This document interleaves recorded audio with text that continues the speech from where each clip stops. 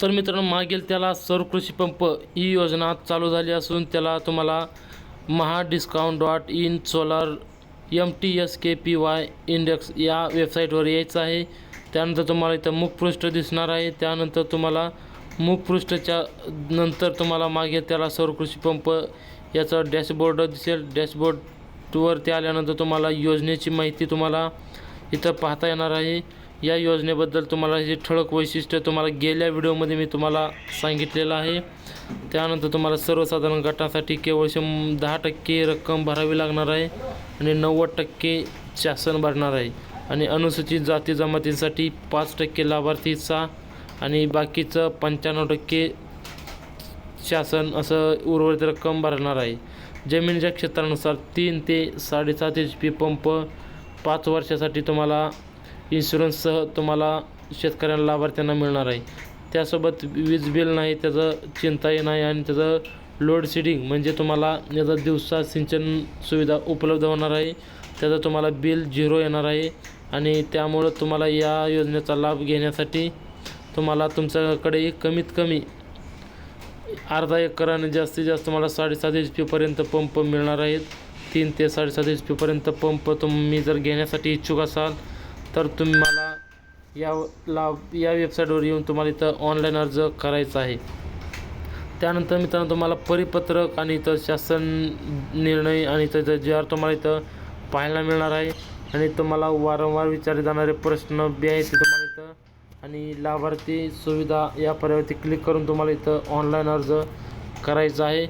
आणि तुम्हाला या अर्ज करत असताना तुम्हाला येणाऱ्या त्रुटी काय आहेत ते तुम्हाला मी या व्हिडिओमध्ये सांगणार आहे. आणि त्यानंतर तुम्हाला इथं सर्वात पहिल्यांदा म्हणजे तुम्हाला इथं आधार कार्ड क्रमांक टाकायचा आहे. सर्वात पहिल्यांदा तुम्हाला जर काही शेतकरी पेंडिंग आहेत तर ज्याच्या नावावर डिमांडचं कनेक्शन म्हणजे DPचं कनेक्शन आहे आणि त्यांना अजूनही DP मिळालेलं नाही असे शेतकरी म्हणजे पेंडिंग जर असतील तर इथं तुम्हाला या चौकटला क्लिक करायचं आहे.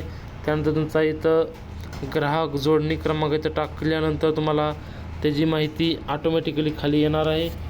त्यासोबत तुम्हाला आधार कार्ड क्रमांक इथं दाखवला जाईल. त्यानंतर तुम्हाला तुमचा जिल्हा, तालुका, गाव, त्यानंतर तुमचा शेतीचा प्रकार, गट नंबर, क्षेत्र सगळं टाकून घ्यायचं आहे. अर्जदाराचं संपूर्ण नाव इथं तुम्हाला टाकायचं आहे. त्यानंतर तुम्हाला इथं तुमचा ॲड्रेस, घर क्रमांक, गाव, तालुका, पिनकोड हे सर्व टाकून घेतल्यानंतर तुम्हाला जलस्रोत आणि सिंचन माहिती इथं टाकायची आहे. जलस्रोतचा प्रकार तुम्हाला इथं निवडून घ्यायचा आहे. त्यानंतर तुम्हाला इथं सिंचनचा प्रकार निवडायचा आहे, त्याची खोली, त्यानंतर विद्यमान तुमच्याकडे शेततळ आहे का, असेल तर येस करा, नसेल तर नो करा. त्यानंतर तुमच्या बोरवेल जर केलं असलं तर बोरवेलची रुंदी किती इंच आहे ते तुम्हाला इथं टाकायचं आहे. त्यानंतर तुम्हाला कृषी तपशील इथं टाकायचं आहे. मागील वर्ष खरीप, रब्बी इथं येईल. त्यानंतर तुम्हाला इथं त्या वर्षी पिकं तुम्ही किती घेतली, 1 किंवा 2 किंवा 3 असं टाकून घ्यायचं आहे. त्यानंतर तुम्हाला विद्यमान पंप तपशील, तुम्ही जर आता पंप वापरत असाल तर तुम्हाला इथं AC DC तुमचं काय असेल ते पंप टाकून घ्यायचं आहे. डिझेल पंप असेल तर तुम्हाला इथं किती डिझेलची आवश्यकता तुम्हाला भासते ते टाकायचं आहे वार्षिक. त्यानंतर तुम्हाला आता अत्यावश्यक म्हणजे आवश्यक पंप तपशील, आता तुम्हाला जे पंप पाहिजे ते तुम्हाला इथं निवडायचं आहे. तुम्हाला इथं पंपला क्लिक केल्यानंतर तुम्हाला इथं DC पंप इथं मिळणार आहे. DC पंपला क्लिक करायचं आहे. त्यानंतर आवश्यक पंप उपप्रकार, त्यानंतर त्याची श्रेणी निवडायची आहे आणि त्यानंतर तुमचं 3 HP, 5 HP, 7.5 HP इथं क्षमता निवडून घ्यायची आणि मिनटाला तुमचं किती लिटर पाणी तुम्हाला पाहिजे ते इथं टाकून घ्यायचं आहे. त्यानंतर बँक खाते नंबर इथं तुम्हाला टाकायचं आहे. IFSC कोड, खाते क्रमांक हे सर्व टाकून घ्यायचं आहे. आणि जर तुमचा अर्ज जर या योजनेत बाद केला तर त्याचं पेमेंट तुम्हाला याच अकाउंटवरती तुम्हाला मिळणार आहे. तर मित्रांनो, तुम्हाला अजून एक महत्त्वाची गोष्ट म्हणजे तुम्हाला इथं खालील डॉक्युमेंट तुम्हाला इथं PDF स्वरूपात अपलोड करायची आहेत. तुम्हाला इथं 7/12 तुमचा इथं 7/12 उतारा, इथं 7/12वर बोरची विहिरीची नोंद असणं आवश्यक आहे. आणि जर तुमचं पीक पाणीमध्ये जरी तुम्ही नोंद केली असेल तरी ती या या योजनेसाठी पात्र आहे. आणि तुम्ही इथं PDF अपलोड करायची, आधारची प्रत एक PDF, त्यानंतर बँकेचं पासबुक, पासपोर्ट साईज फोटो इथं अपलोड करायचा आहे. आणि अपलोड या पर्यायावरती क्लिक करायचं आहे.